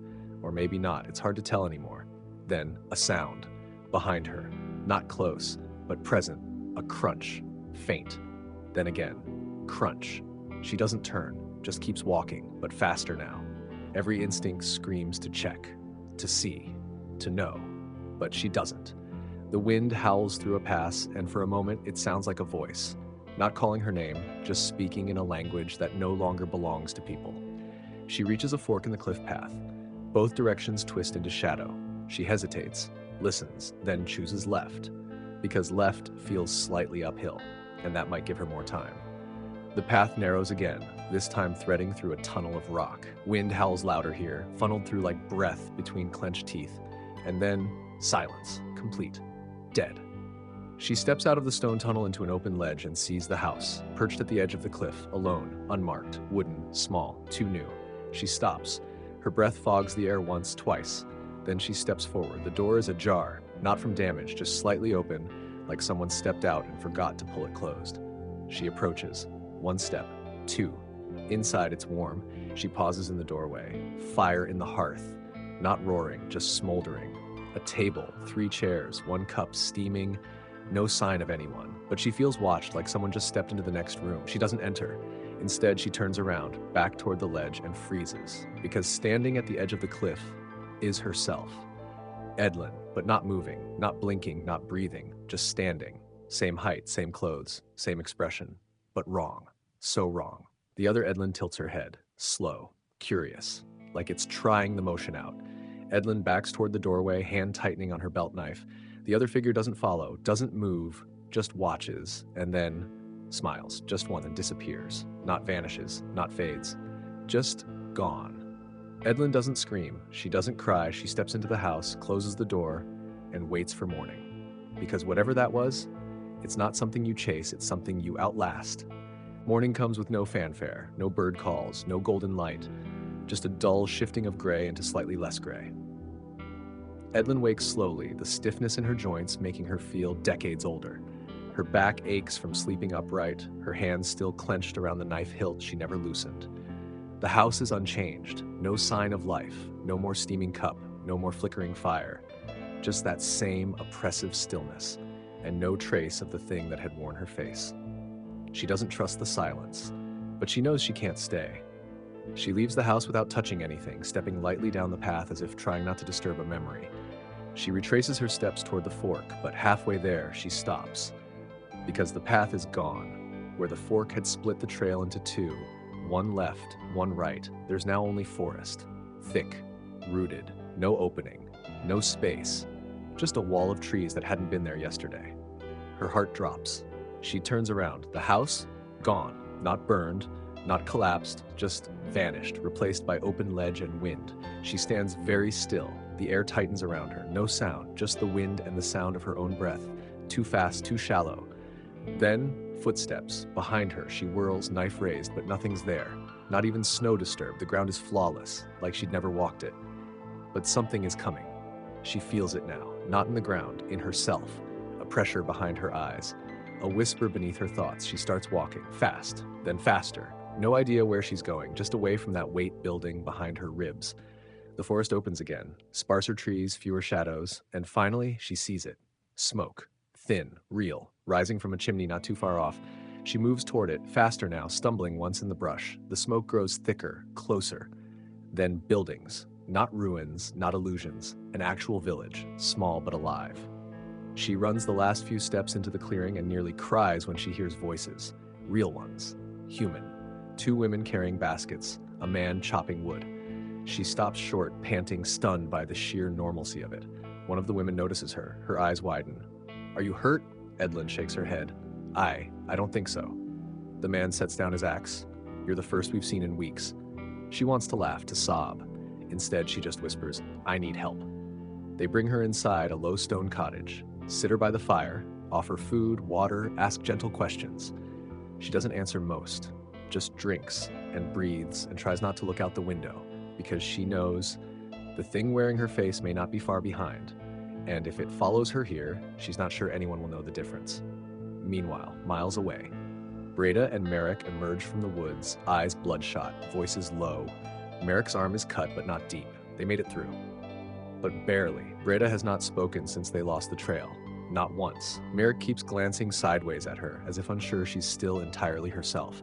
Because at some point in the night, he heard something laugh, and when he turned to look, she was smiling, only for a second. Only just, but he saw it. And now he's not sure what followed them out, or what stayed behind. But they keep walking, because the road hasn't ended yet, and because Edlin is still out there. Somewhere. Thornmere doesn't welcome them. It accepts them. Quietly, like a bowl set on a shelf, or a shadow lengthening with the sun. The villagers don't swarm with questions. There's no crowd of curious eyes, no cautious investigation, just a gentle nod from an older woman by the well, a door creaked open by a man with sun-scored hands, and a murmured, "Come in, if you need." Edlin steps into the cottage with that dazed kind of caution reserved for dreamers and fugitives. The warmth inside is real. So is the bread, the water, even the fire, though it crackles too evenly, no pops, no shifting wood, too steady. The woman who offers her a seat is named Marta. Her eyes are the color of worn wool. She doesn't ask where Edlin came from. She just says, "You're safe now," and leaves a cup of something warm on the table. That's what makes Edlin wary. Nobody's safe. She sips the drink anyway. It tastes like thyme and something floral she can't name. Not poisoned, not drugged, but unsettlingly comforting. Too easy. Too smooth. Marta doesn't sit. She hums as she tidies, adjusting the same curtain twice, folding an already folded blanket. The kind of movements people make when they don't want to be still, or when stillness makes the house feel watched. "Do you get many travelers?" Edlin asks. "Not often," Marta says, not turning, "but more than you'd expect." Edlin nods. Doesn't ask what happened to the last ones. Instead, she watches the fire. It burns low, but it doesn't change. No sparks. No collapse. Just flame. Endless, contained. She spends the rest of the day like that, sitting, breathing, listening to the wind whistle through the wooden eaves like a song forgotten halfway through. She doesn't eat much. She doesn't unpack. She watches the window. And she doesn't ask why no children play in the snow outside. When night falls, it does so quickly. Marta lights a candle, places it near the bed mat, and gently says, "You should try to sleep." Edlin nods, she lies down, blankets soft, smell of lavender, but she doesn't sleep. Not truly. Her eyes close and then the room is gone. She's standing in a clearing. The snow is deeper here and the sky is the color of old bruises. Before her, the stone. Tall, crooked, Y still carved into its surface, but deeper now. Ragged, blood stains the snow around its base. She turns and sees herself again. The other Edlin, no longer still, walking toward her, smiling, not cruelly, almost tenderly, like a memory that pities the one who survived. She backs away, but the field stretches longer than it should. The stone follows, the snow thickens, and that smile, it never fades. She wakes with a gasp, sweat-soaked. The candle still burns beside the bed, unchanged, untouched, unreal. Elsewhere, beneath a sky not quite night and not quite morning, two figures move through the trees. Breda and Merrick, weary, weathered, wary. The map they used is nearly pulp in Breda's pocket, softened by snow and time. It had pointed them towards something, maybe a town, maybe just the concept of one. And they'd walked hour after hour, seeing nothing but their own breath and the echo of the other's boots. Until now. The forest thins, the snow lightens, and in the hollow of a frost-bitten valley they see smoke curling upward like a whisper. "Please be real," Merrick murmurs. They don't run. Not quite.